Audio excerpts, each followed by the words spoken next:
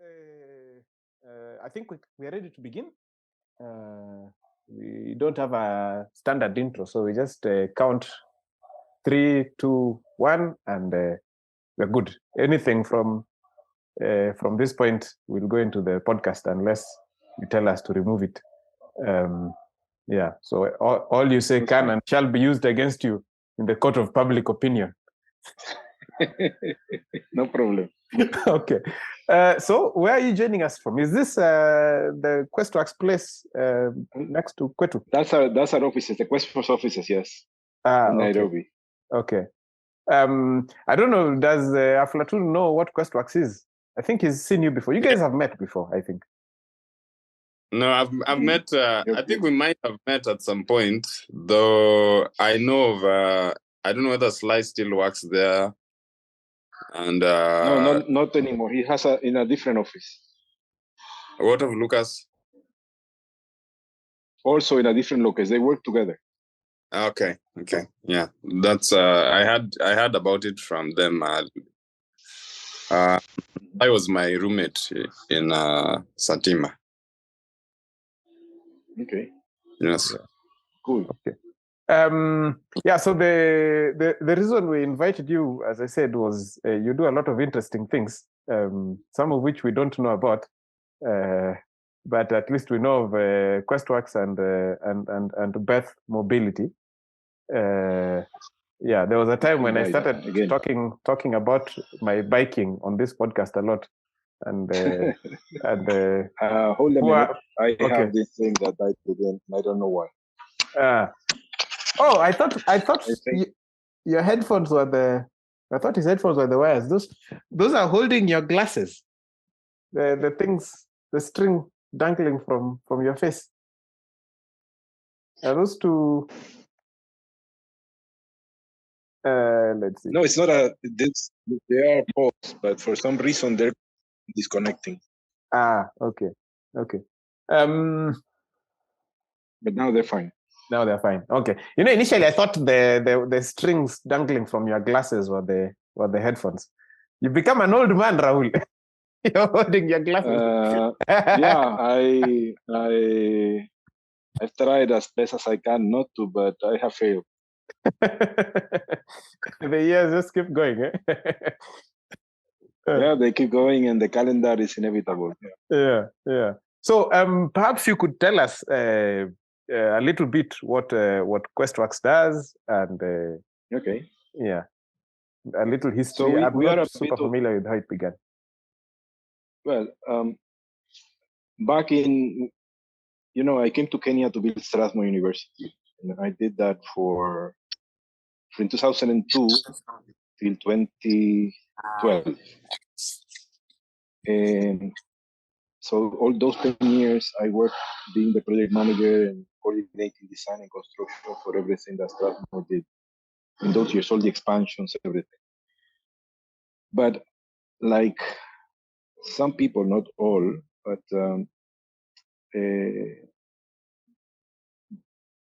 contractors or constructors work towards unemployment. Once you finish, you are unemployed. Yeah. So my whole team was going to be left out because we had finished phase 3, and there was nothing big in the horizon because money was over. Now you pay the loans for what we had this banning, and they were going to go off Strathmore anyway because they're not lecturers, they're builders, to form a company and continue doing the same for other people. So we began as a project management company. I'm sorry. Is it only my audio that's breaking up? We found out that there was a disconnect between views on. Sorry. Yeah, probably. Yeah, my internet connection is messed up. Sorry. Let me just tether with the phone. But continue. No problem. And as I talk, I will also probably change these headphones to wired ones because these pods are also intermittent. But anyway, so there was a disconnect between the way we see projects and work and the way other people in the market see it. To give you an example, We work with project managers from other institutions, and they have the idea that a project manager is somebody who puts difficulties and hammers people, you know. And we see project management as a way of solving problems. So the goal is the project, and the goal is to deliver the project for the client as soon as possible and assist others into doing the right thing. Of course, sometimes you have to hammer someone, but it is not the plan. People are doing the right thing, you encourage them and you continue and you push. So because we found that, we decided let's expand, and Pole Pole, in a period of 4 years, we moved from being a project, 5 years actually, project management firm into an EPC. EPC has been engineering, procurement, and construction. So now we do turnkey projects. So you want a school built, we design it for you, we build it for you, and give you the keys. That's a turnkey project. So you don't have this division of responsibilities that people are used to. Now that has a difficulty that we are really, really the only EPC company in Kenya, Kenyan EPC company. You have other EPC companies in Kenya, but they are normally Chinese.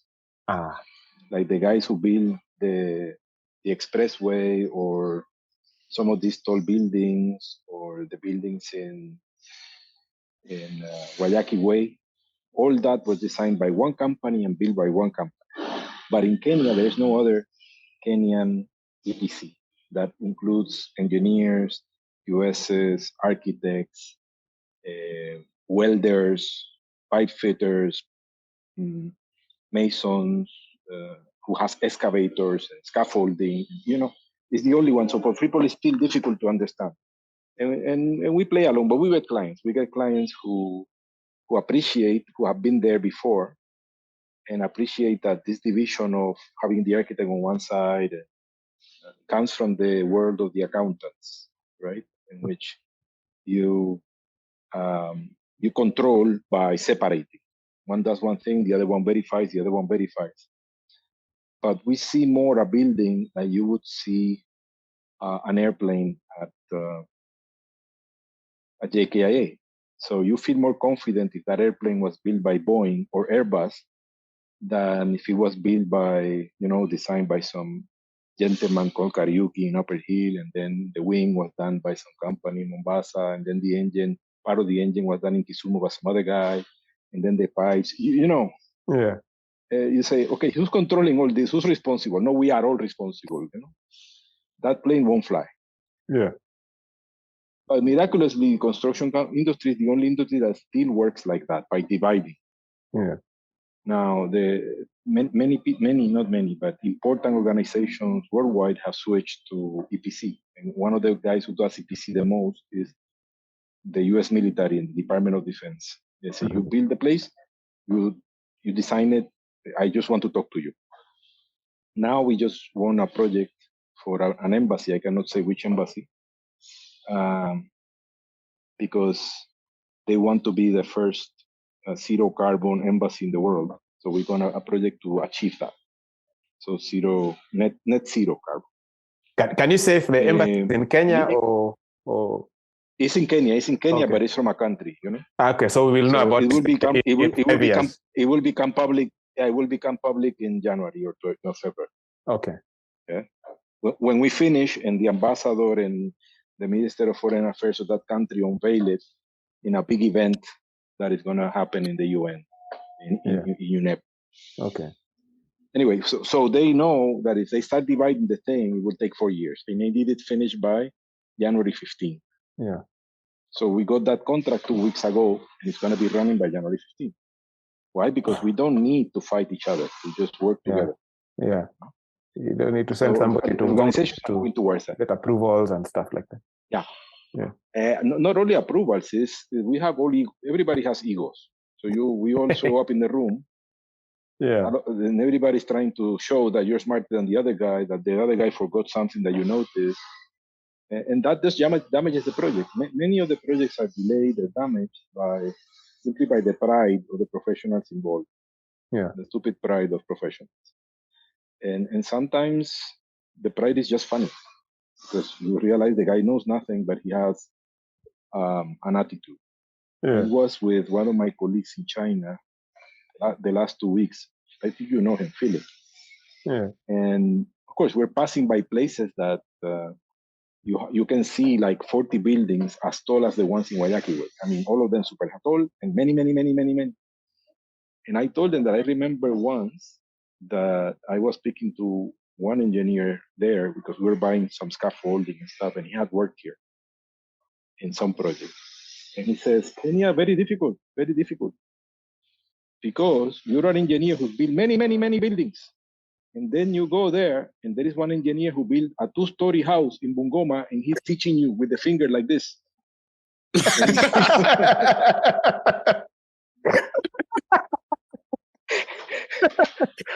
So sometimes that happens, that you get a guy who starts teaching you and make even difficulties, and you need to hold, not say anything because he's the client or he represents the client.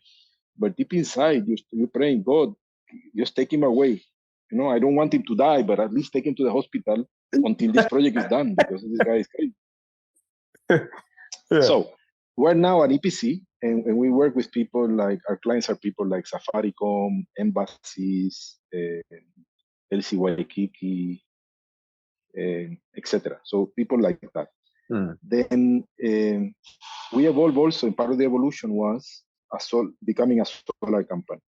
That was a bit of like an accident. And it was because Strathmore University got a proposal from several proposals, like for 5 different companies, to do solar back in 2014. At that time, I was doing my PhD. I traveled to the United States and I was doing my PhD. So they wrote to me saying, hey, can you revise these proposals? And I said,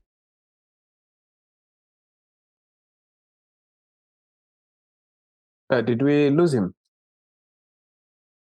I thought it was my internet, but okay.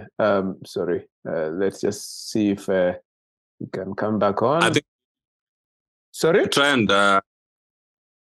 Let's try and maybe try and mute the video, because there's a problem with the quality of the audio. Okay. Compromise. Yeah. So when he comes back on, then we do that. And see if it. Let's see. But it's still interesting, though. You know, the guy is inside a warehouse. Somebody might have cut the internet wire, like with a forklift. Yeah, there's a beauty to the way this thing is very organic, even when the guests get cut off, because I think it allows. That's the way life works. So I've come to appreciate the way you just have to live with the way things flow, rather than making it very mechanical and trying to make it very produce it, Yeah, perfect. Anyway, Raul is back. Raul, Aflatun here is suggesting that we cut our videos just in case it's messing up bandwidth. So I'll switch off mine. Yeah. At least when you're talking now, since we've seen your face, we'll be seeing what you look like. You know it's me. We know it's you. Come on, don't tell me you don't know how I look like. Well, we need to. You see, I didn't know that your glasses now have strings to hang them by your chest, like an old an old man in a Luo village.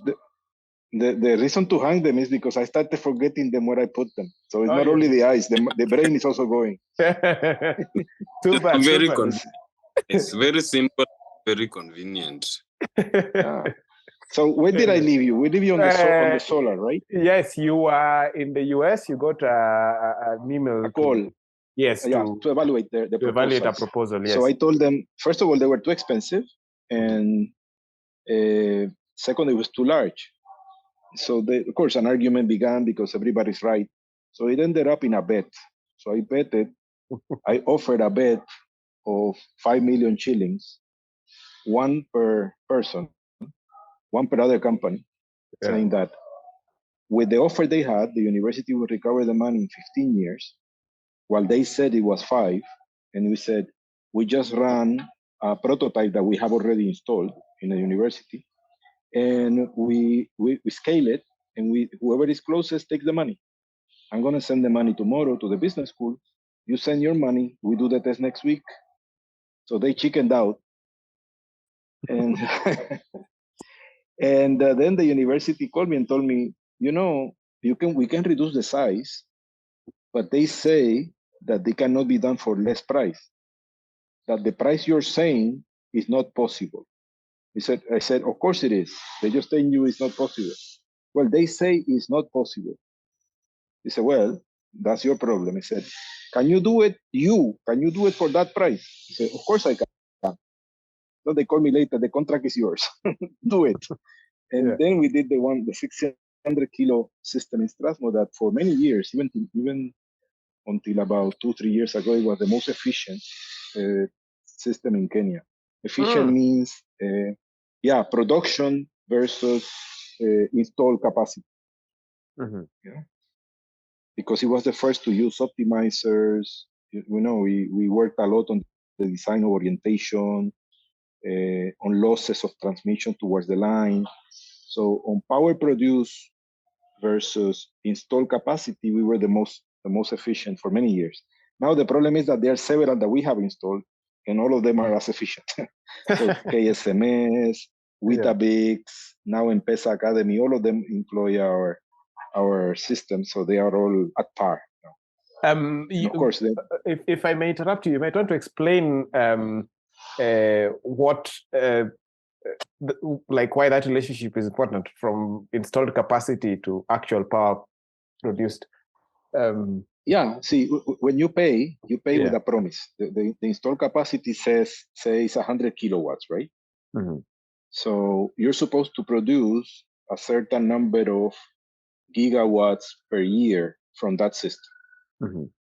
And it's variable because it depends on radiation, whether it's rainy or it's cloudy, that type of stuff. But it also it has to do with the quality of the design or orientation and cleanliness. We clean the panels every month.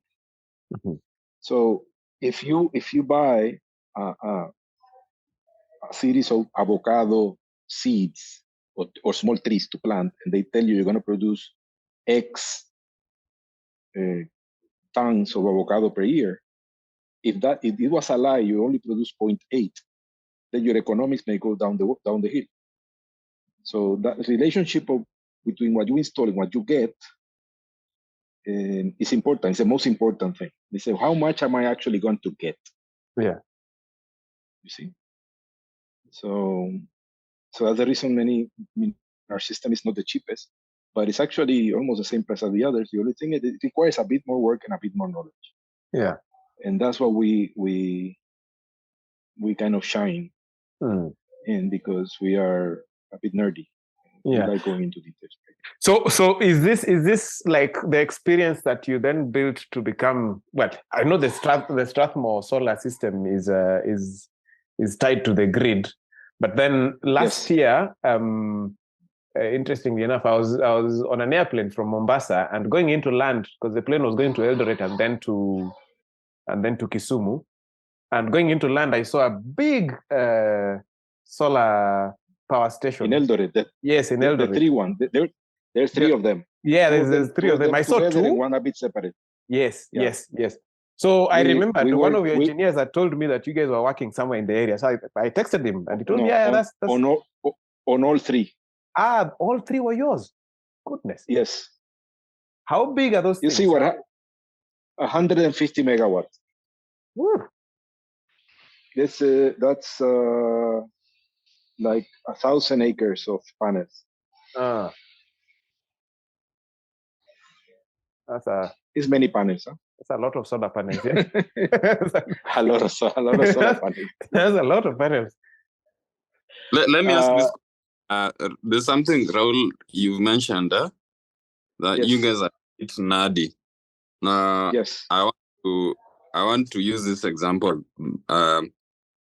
contrasting Raphael and Leonardo da Vinci. Yeah? Mm-hmm. So you've said most of these people are I would assume that most of the Kenyan contractors were more focused on money rather than like principles and focusing on a certain product that you want to give to the client. So how do you balance out? Because you see, somebody like Rafael was very prolific with his artworks, but Leonardo was this kind of person who did a lot of sketches, a lot of background work, but he wasn't as famous as Rafael during the heyday. At the time. But afterward, people have come to appreciate what the work Leonardo did compared to Rafael. So how do you balance out? Because you are still a business, you need to make profits. But how do you balance out this thing of the background work that you do and the integrity of your work compared to the profit that you need to make? I don't know if you know a bit of my background, but and why I came to Kenya. So for full disclosure, because I was not owner of a banana plant or, I am a member of Opus Dei. Okay. Yes. And that shapes a lot my view on things, life, and work. I didn't come to Kenya to earn money. Actually, my last salary before coming to Kenya was $1 million, and my first salary when I landed in Kenya was $60K. Oh yeah, so it doesn't make too much. It doesn't make too much sense. And I worked for $60K for the first 5 years, from $1 million abroad. So, and that doesn't have to do with. I mean, I cannot ask people to do the same thing because they don't have my vocation, right? Yeah. So, I am not normal as compared to the normal population. I'm very normal compared about other people who have my same vocation, right? So, as we see it, I don't see work as a thing to maximize the profits, or this maximization of profit is a summary that people do, right? And that summary leaves many things behind for some people. Would I like to make money? Yes. Do I make money all the time? No. To give you an example, right now we have a hostel called Parallel 4 that has a basement that is 1,100 square meters, very large. So most people would have done, I don't know, processing water for sale or making hot dogs or lollipops or whatever. We put an art gallery. The art gallery gives us exactly zero money every month. But it's the largest art gallery in Kenya. And it's a way of promoting Kenyan artists and so you do stuff like that. And the same happens with a project. We are not a large company. We are, top 10 in the SME group. So we are a medium-sized company. But we sometimes say no to projects. There are projects we just say no to. Why? Because they're too normal and they're not memorable. Sometimes you're desperate, you take anything. But when we have an option, we say no, that we don't want. Why? Because it's not fun, it's not memorable. Certainly you have to accumulate as much wealth as you need to die covering your medical expenses. That is my view, right? And I already achieved that. In 10 years, I have enough to, if I get a disease, my doctors are going to take care of me until I die. That I don't need anything else. So to go and compromise your principles or your happiness or your freedom, it's not worth it for me. And what I've done in the company is surround myself with people who think very much similar to me. You work with like-minded people, and they all feel proud achieving what they achieve. And now we're excited. We have a project now from this trip to China of creating a few things that people are not doing in Kenya. I got a call this morning from one of the larger EV companies in Kenya. All of them are small, but among the small ones, the largest. Yeah. They want us to assemble for them, and so you get calls. I got another message in the morning early. They want to do some training for border riders all around the country. They want us to help them, and so it's an exciting life. So I prefer to have an exciting life than to go do a bunch of buildings in Syokimau for cheap, not pay my suppliers, not pay people. You understand? So it's a different view of life. I don't need to balance it because I don't have the other need. Yeah. Do you get me? You need to balance when you have that urge to make money and become the next whatever whatever you want to call, whoever you want me to.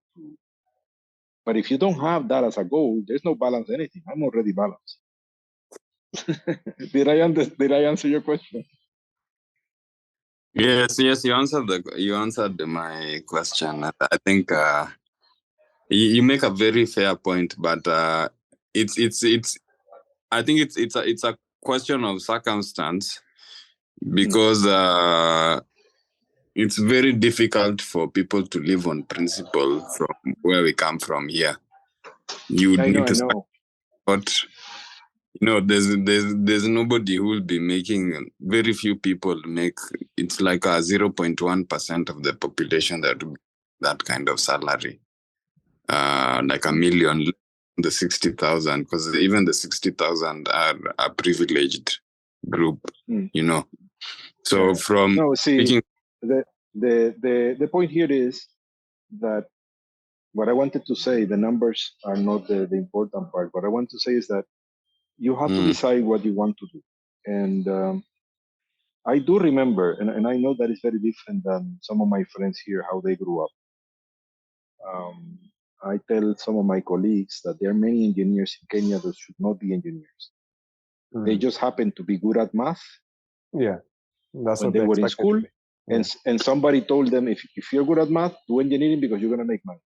And they should have probably become statisticians or math or mathematicians, and that is very different from what my mother and my father used to tell me.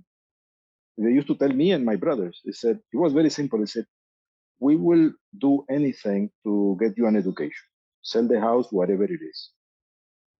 Now, with that education, you do whatever you go as far as you want to go, and you do whatever you want to do. If you want to be president of the United States, go for it. If you want to be a sweeper, go for it. Make sure you're good at what you do and be honest.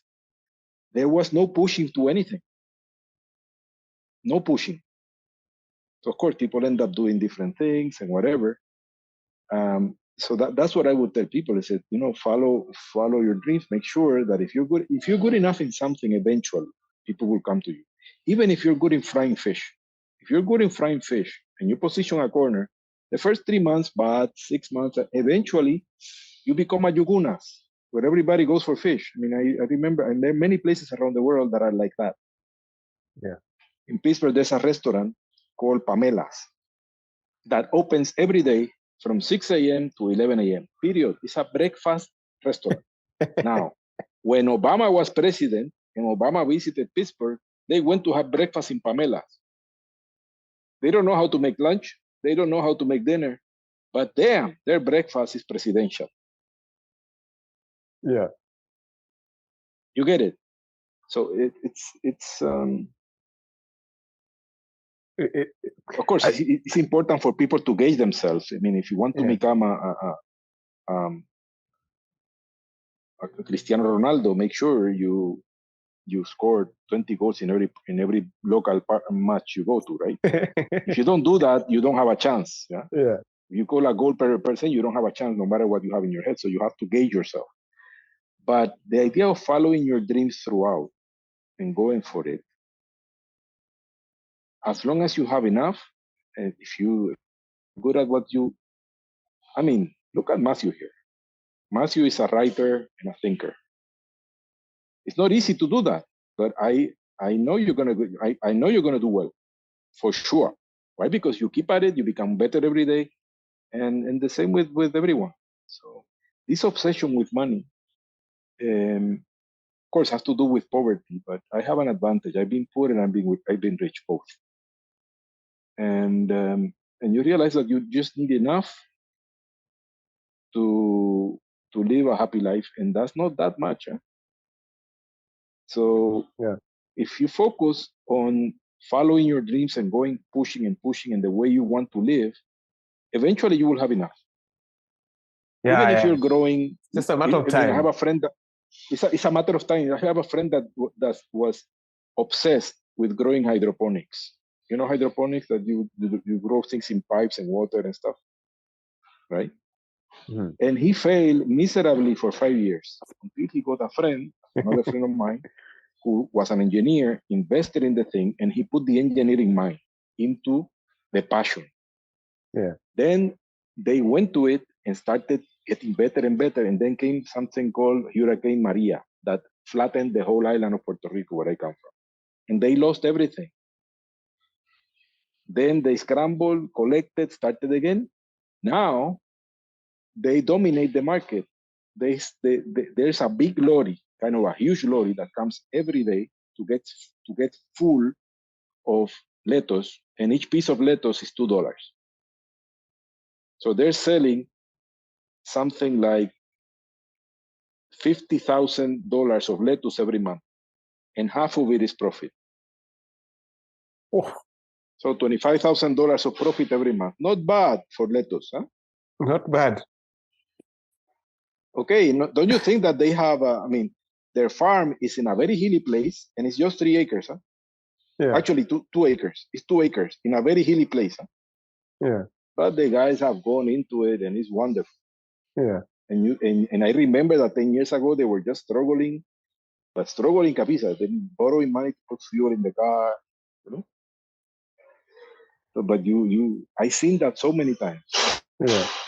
Raul, you sorry, I'm going to pivot a little bit. You mentioned something about your parents and how they raised you guys, and I'm aware that your sister had a very significant effect on your life. So, because Zoom is trying to kick us out, we are going to kick ourselves out and then come back in. And then, if you don't mind, you can tell us a little about. No problem, I will. Yeah. Okay. So, to listeners, you want to wait for the kick out? No, we are kicking ourselves out right now, and then we come back in. Okay, fine. Because it's less than a minute. All right. As I was saying before the first break, perhaps you can tell us a little about Madame Lilibeth. Okay, so we were 5 siblings. My sister was in the middle, called Lilibeth. So she was a person of strong faith, Catholic, and she married, and she had a first child who died 12 hours after birth because of birth defects.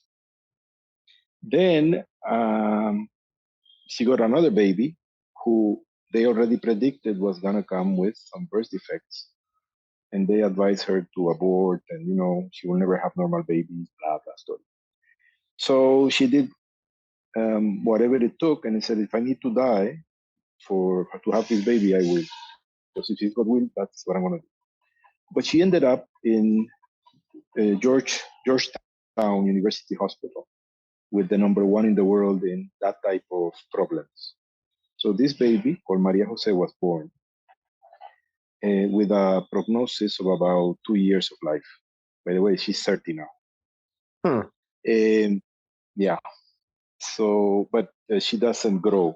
So she's still very short, the size of a 6-year-old in body, but her brain works fine. And her problem is mostly bone doesn't develop, and that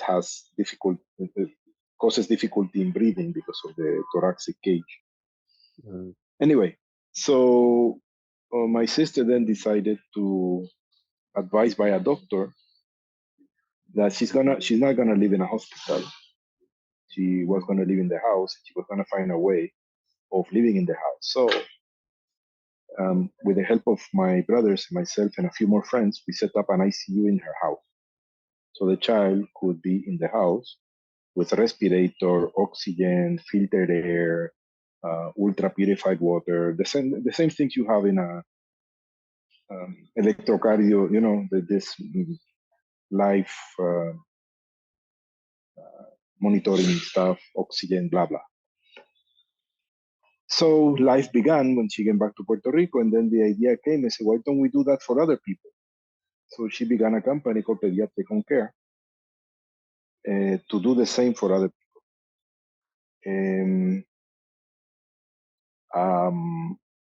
Fast forward something like 30 years, 25 years or some 28 years. The company killed my sister because after that she had 9 more children. So she had 10 children. So she was a full-time mother and an entrepreneur. And the first 15 years of the company was a constant struggle. I mean, almost going broke, then surviving again, then lawsuits here and lawsuits there. The US is a very litigious place. People like going to court. But then because of not sleeping and stress, she would sleep very little because she had to study with the kids and run the company and having, your patients or your clients or patients don't go to another place. They don't go to better company. They basically die, right? So it's not a nice. They stop being your patients when they die.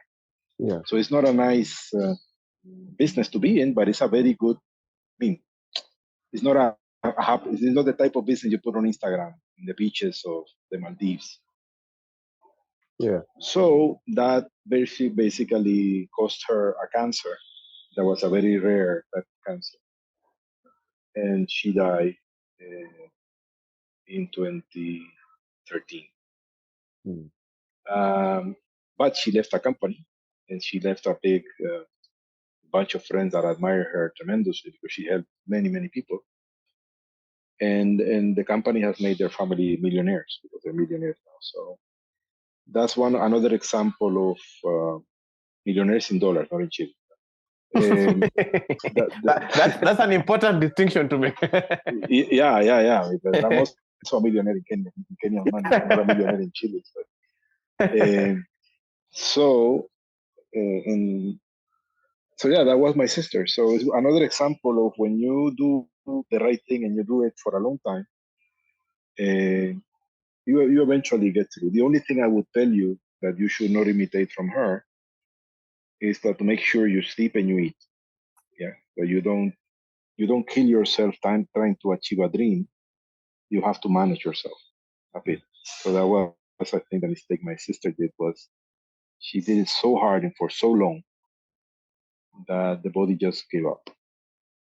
But other than that, there's people thinking that she should be beatified, and there's a book being written about her. There's a documentary that is available somewhere. I don't know where it's available because I don't want the documentaries on the internet. I received the original copy, because I happen to be her older brother, right?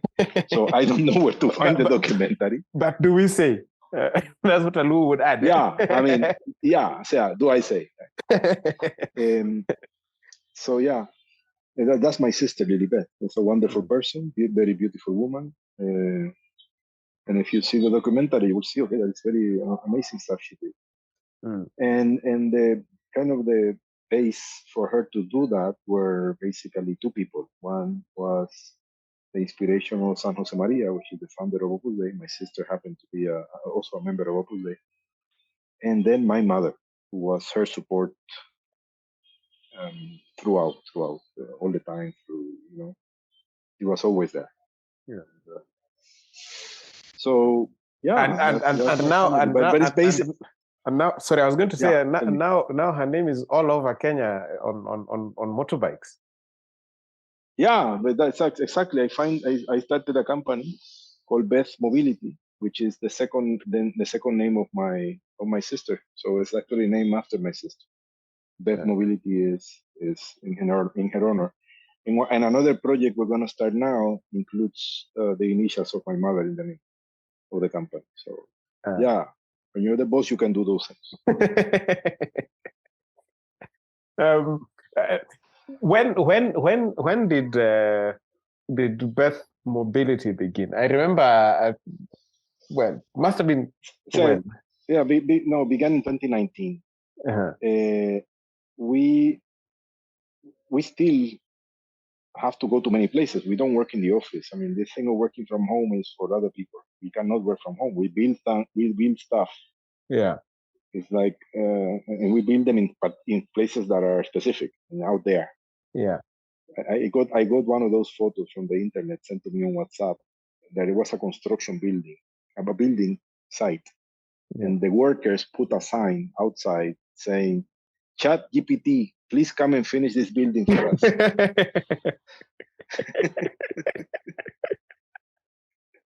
So the stuff we do, we need to go to places, and the traffic in Nairobi was bad. Now it's not as bad because of the expressway, but it was super bad. And sometimes it's bad in other places that is not Guayaki way. Yeah. So we started looking for motorbikes for ourselves, for our project managers, our engineers. And we found out that they were either bad or very expensive. The good ones, the Yamaha, the BMW, were super expensive, and the other ones were just plain bad. So we said, okay, let's figure out what to do.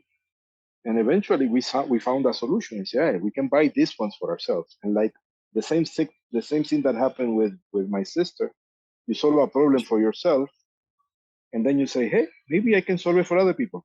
Mm-hmm. Let's start a company, do the same. Let's get a line of motorcycles that have the enough quality for a professional to use, but at a price that is 40 or 50% less than the established Japanese and European brands. And so we went to China and we got distributorship for the top two brands of Chinese motorcycles. And to prove that they were at par, we went into racing.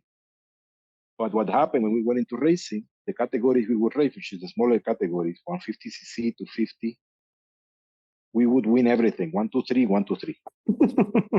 So it became very, very acrimonious because people started hating us. Because again, some of my racers were very vocal and, like rubbing it in the face of people. So it's because the bikes are good, but I mean, they're at par. One of my bikes is at par with a Yamaha or a Honda.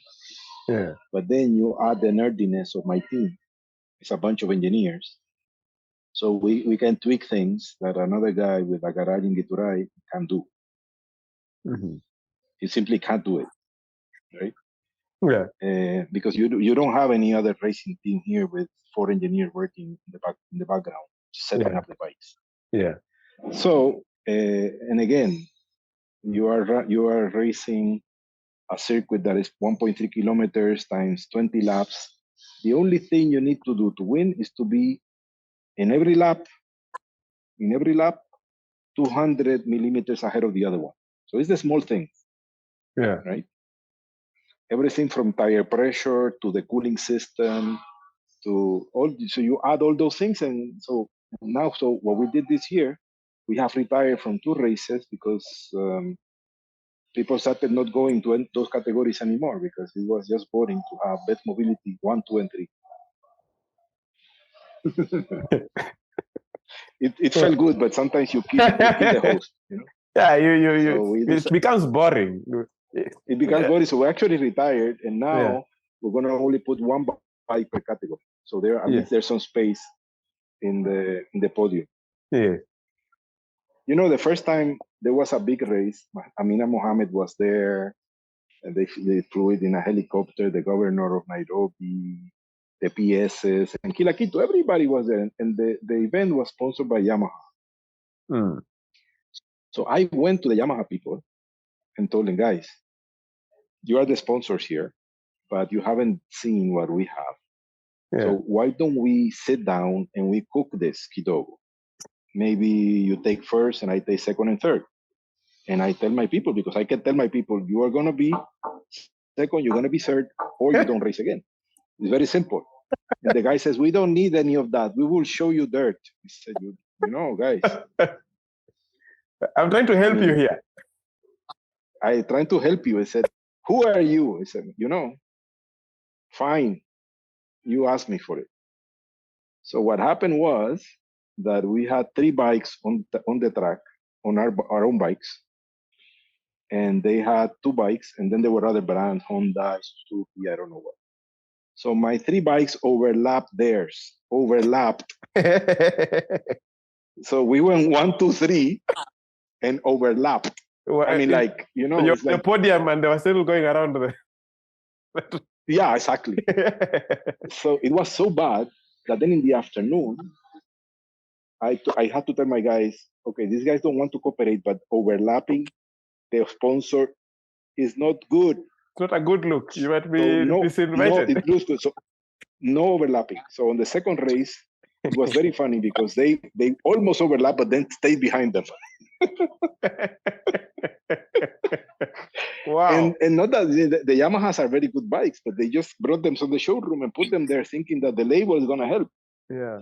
And mine had race tires. We adjusted the suspension. We adjusted the tire pressure. What is it called? What, the tyranny of low expectations? They didn't think to like that the race they were coming to was of a caliber that, because these guys have like really professional teams in the big races, no? No, but out there, but here. Yeah, so they're just looking down in a sense on what they were doing they here. Don't know. Yeah. On a brand they don't know. Yeah. Yeah. It's a brand they don't know. If it would have been Honda or BMW, they would have gotten excited. But Beth, what are you talking about? Who this? Yeah. Beth Mobility, who this? Who? Then they got Beth shown. who? So now they know Beth. Who? Now they know Beth in No, Kenya. of course they know. Of course they know. Yeah. But then that's a fun business. You see, that's a business that is fun. Yeah. But now the most exciting stuff. The most exciting stuff we have now is a very big solar project in Mauritania in the Sahara. Yes, I wanted to ask you about that. But before we do, where are these races in Nairobi? I've tried to look for race tracks on Google. The only one that is decent is Whistling Morans at the river. Okay. Yeah. So that's where most of your races take place. Yeah, we were gonna build one. We had an agreement. We gave a design to build a much bigger one, 3 times the size. Yeah. In Thika. But the landowner passed away. He was a very good friend, Dr. Munene, passed away in November of lung cancer. That complicates it was a bad things. thing. So, no, of course not complicated. It makes them impossible. Complication is an understatement. It was a very good man, Dr. Munene. But life is the way it is. Yeah. So if you see, we combine business and pleasure. Yeah. That's the best way to. You enjoy the money plan when it comes. Yeah. No, and sometimes you lose, and it's okay. The important thing is that you sometimes lose, sometimes win. You have to win a few more times that you lose. That's all. Okay. Mauritania is one of those countries that we don't think about a lot. I've been rewatching quite a bit this movie that came out. Was it last year or 2 years ago? The Mauritanian. Yes. Yeah, but the only thing you see about the guy is a piece of desert, and then the rest of the guy at the time is in Guantanamo, right? Yes, unfortunately. But it's one of those countries that even most Africans, I don't think about it a lot. Because it's like 2 million people. Country. It's like huge country, 3 million people. Yeah. Only one big city called Nouakchott. Yeah.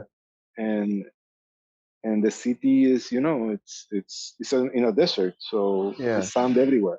It's a vast place, and the other thing I know about them is that they have like one of the longest trains in the world that brings in iron ore from some mines 300-400 kilometers inland, and the train is 3-4 kilometers long, and it runs through the desert, and there's like 3 of them in a day. I don't know if. Anyway, how did you end up in Mauritania? And what are you doing there? We through Eldoret. You see, what happened in Eldoret, the solar projects in Eldoret, is that there was this Spanish company that had been contracted to do the thing, and they needed some local people to do other stuff. So we got a contract basically to do the fence. Okay, because nobody trusts a Kenyan company. We have all these engineers and all this stuff, but at the end Kenyans, right? And even Yeah. if I'm American, I live in Kenya, so I'm Kenyan. Yeah. You give these jobs to an European company or a Japanese, but to a Kenyan, are you damn crazy? So they gave us the fence. Then they liked the way the fence was done, and then they gave us some excavation and something. And they liked the way we did that, and then came COVID. And they all took off. All the Europeans took off to Europe. Yeah. But the project needed to continue. Yeah. So they were forced to give us everything. So we built the damn place. From building the fence to The fence to doing everything. Raul, I think there's a lesson there. I think there's a lesson there for pray for COVID. Pray for COVID. As soon as you get to a contract, pray for COVID. Well, I wasn't exactly thinking of that. But that also could be a takeaway. No, so what happened was that the project was finished, done by us. Yeah. The guys were so happy that there was another project coming in there, the French company. And now the French company gave us everything except a few things, except the transmission lines and the transformer area and the transmission lines and what else? Yeah. And the piling, where you have to drill the piles into the ground because you have to have special machinery, and we still don't have it. But everything else they gave us. So in that project, we did everything, and at the end, they had problems with the Portuguese company, and we ended up doing the transmission line. Right? Yeah. So we did everything except the piling in those projects. Yeah.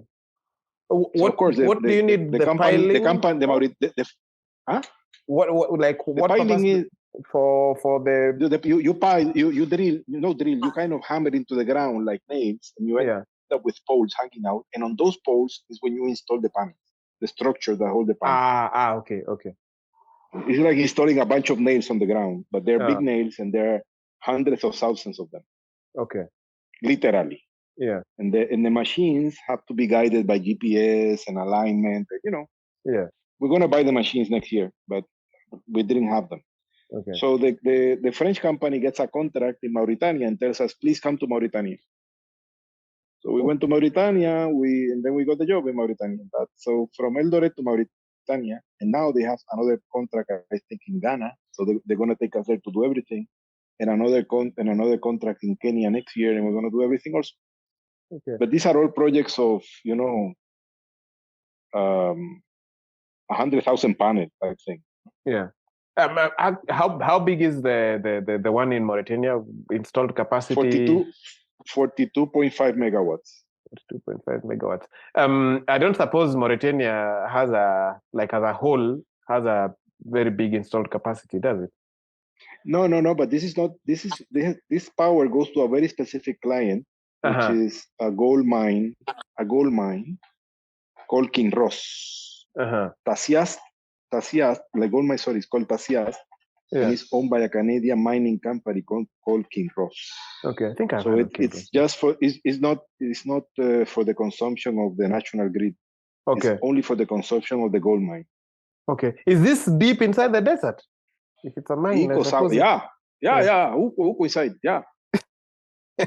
How many kilometers from Nouakchott, from the capital? I don't know, probably 450. Oh. But you go north, and then you go in, like 300 going north, and probably 100 in. Wow! And then how do you get things there? Are you using this train or the No. You basically get them to Morocco, and by truck, by lorry. Yeah. You go through the desert in Morocco, the road. Yeah. You know that here in some countries, well, Kenya not that much, but Brazil, where in some cases in Kenya, in some places, right, where you have a vegetation that grows very fast, you have to protect the road from vegetation, so you kind of trim. Yes. So in Mauritania, what you have is like transcavators parked by the side of the road to maintain the road, because you have to remove the sand. Yeah. The wind moves the dunes. Yes. And suddenly there's a dune in the middle of the road, so you have to get with a lorry and dump the sand somewhere, you know? Yeah. Yeah. Wow. Wow. And it's very fine sand, very fine. Yeah. It's not thick like the one in the beach. It's very, very fine. It's like powder. Yeah. But because it's moved by the air a lot and the grains hit against each other. And so, by the way, I have a bottle here of a sample that we took there. Because imagine, even the sand has to comply with some requirements for the client. The sand has to have a minimum thermal conductivity. So we collected a sample to send to them. But I'm looking at, actually from here, I'm looking at a bottle that has Mauritanian desert sand. So when you come to Nairobi, I will show you how that sand looks. Shock on you! I'm coming now. I'm in Nairobi.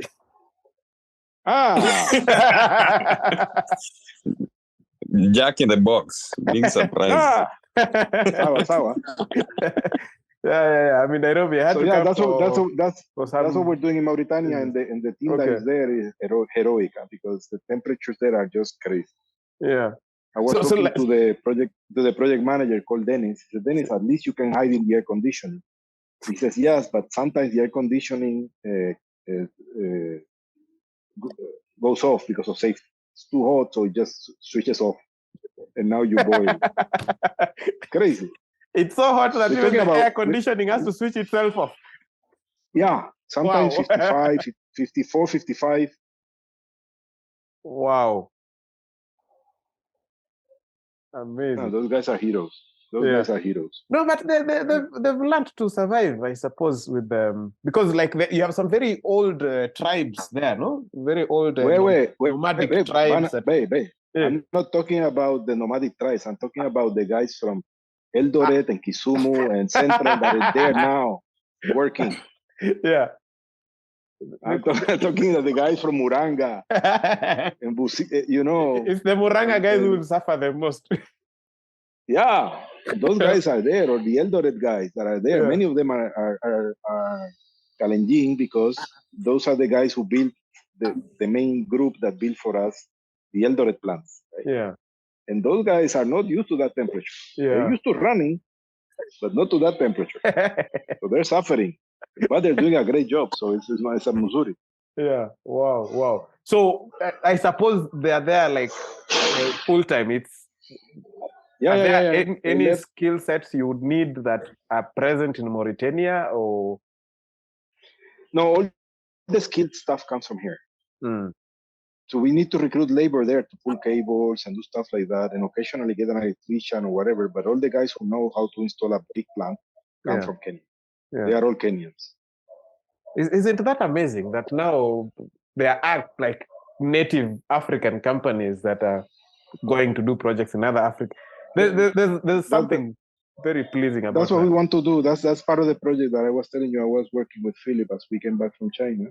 Yeah, is the plan for expansion on technical stuff, so we can then start going to all over Africa. Yeah, and eventually eventually beyond to do stuff. Yeah, and instead of you seeing a bunch of Chinese landing somewhere or a bunch of Italians, you see a bunch of Kenyans. That's pretty cool. Yeah, wouldn't it be amazing if one day Questworks is building a road in Germany and it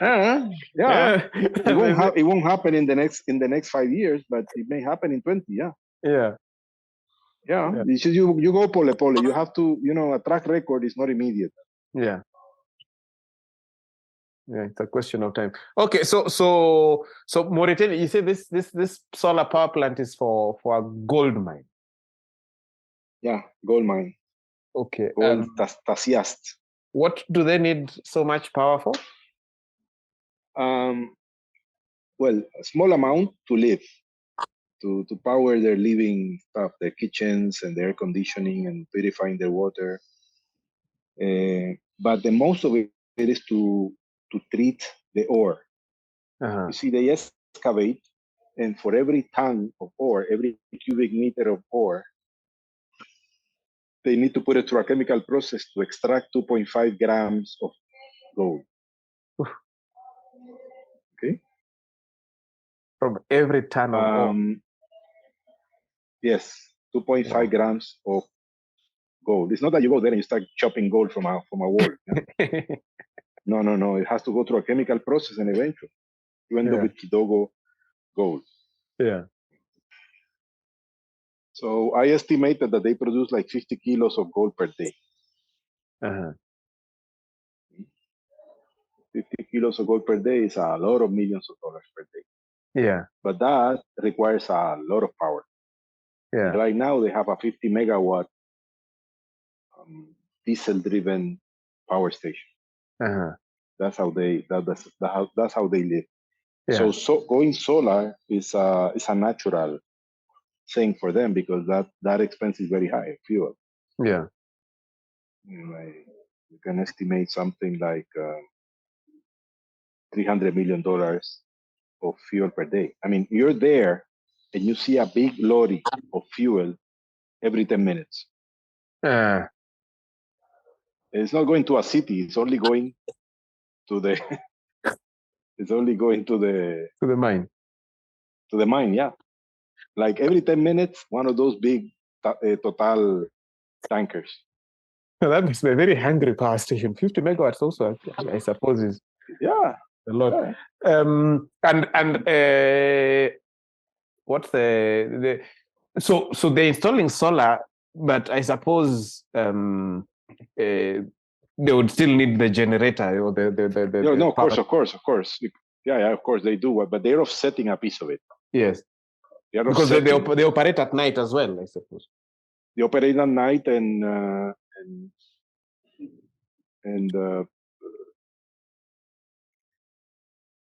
putting batteries is just crazy for now. Yeah. So they still need the power plant, but if you offset a certain amount, that's a saving. So I estimate that. Remember, I don't have those numbers done exactly because we are the client of the main contractor, right? And that I suppose so also will be proprietary data. Yeah. So, but I can estimate myself that their payback is a bit more than 2 years. That's it. Yeah. That's a lot of saving. Yeah. And super fast. They save something like $20 million a year with that solar plant. Yeah.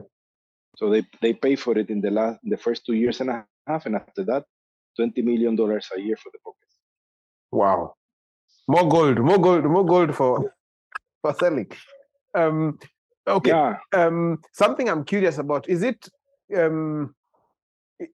like China is the biggest producer of solar panels right now by far, no? Yeah, by far, yeah. It's like 90-something% of all the solar panels in the world come from. Yeah. So I suppose you, when you're making quotes or plans for solar power plants, you just think China. No, there's no thinking. Yeah, of course. Thinking of that something else is not real. Okay. And so you're on a project like this, do you import them directly to Mauritania from China, or do you import them to Kenya? Yeah. No, okay, Mauritania.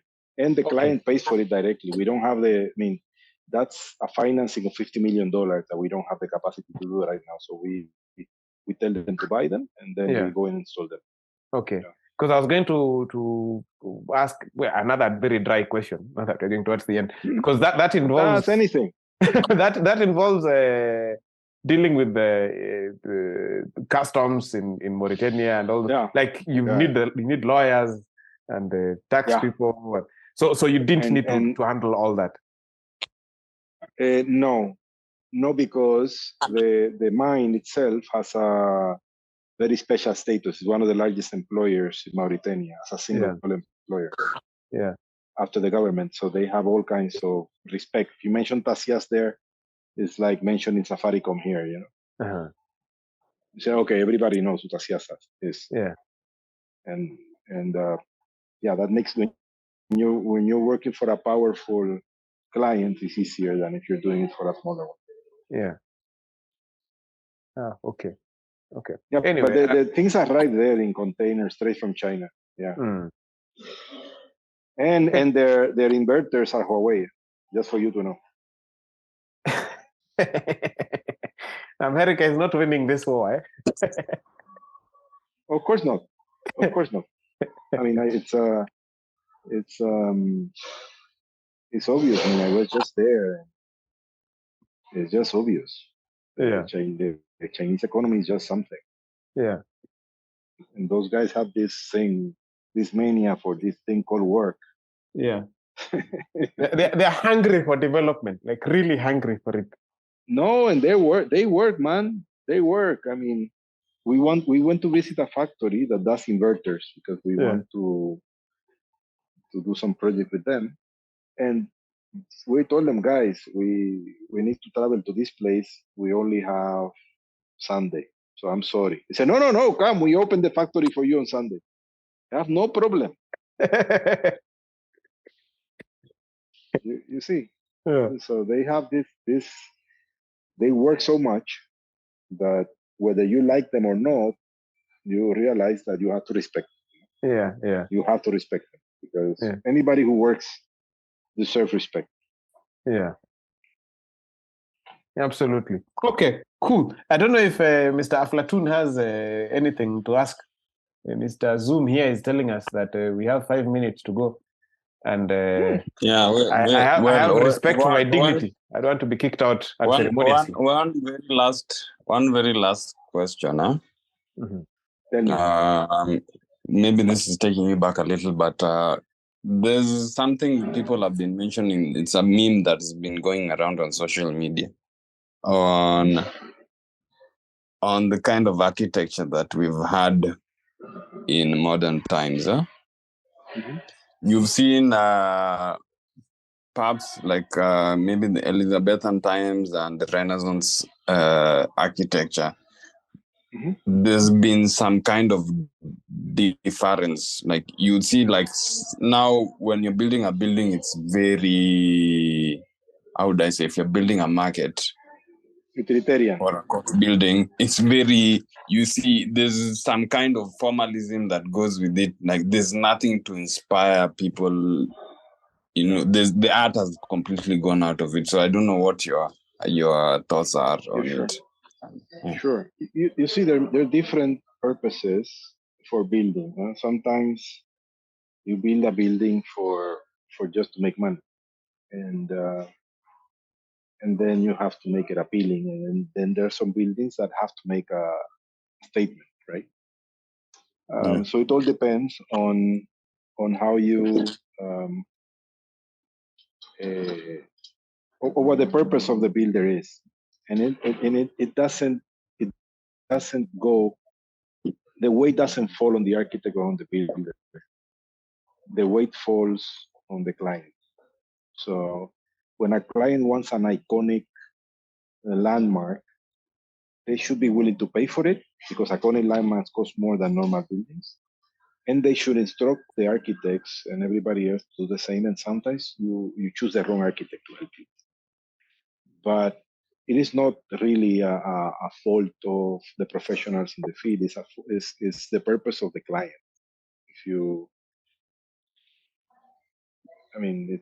That's my view. Because I've been a client also most of my life. Now I've been a project manager I've been a supplier of construction services for 11 years, which is the age of my company. But all my previous years, up to 1986 when I began working, I was always a project manager on the size of the clients. And some clients wanted an iconic place and some clients just wanted a box to put machines in or refrigerators and call it a supermarket. So yeah, there should be some art, but there's always some element of freedom for people to do good things within the constraints of the building they're given. So in that, that also requires some quality of the architect. But 95% of the weight falls on the client and their goals. That's what I have to say. Whether they have a taste for beauty or not. As I told you, Raul, this man is a wise man. He asks all the pithy questions. I know. I'm impressed. I asked the dry ones about sand. No, I'm impressed. I'm impressed. Very good. Yeah. Okay. Cool. I think we can end it here unless there's some parting shots. No, I mean the only can come thing in I would under tell a you, minute. if you want advice for people, follow your dreams. It's not a theoretical thing, but make sure that you're good at what you do, so that people pay you for it. but don't just chase money for money's sake, because you will eventually fail or just be miserable, right? So it just takes time. Yeah. Quick success is not real. That's the title of my upcoming book. It's a question of time. Exactly. That's a good one, by the way. Yeah. Excellent. Okay. we end it here then. I'm coming to see the Mauritanian sand. I'm interested. No problem. Yeah, I'll come there in the afternoon. Bring some Tusker. Okay. That's a cheap price to pay. Yeah. Okay. Wonderful. Thank you so much for your time. Thanks to you. Thanks to both of you. Good to meet you, Raul. Thank you. Very good. Pleasure. Bye-bye. Bye. Pleasure. Bye.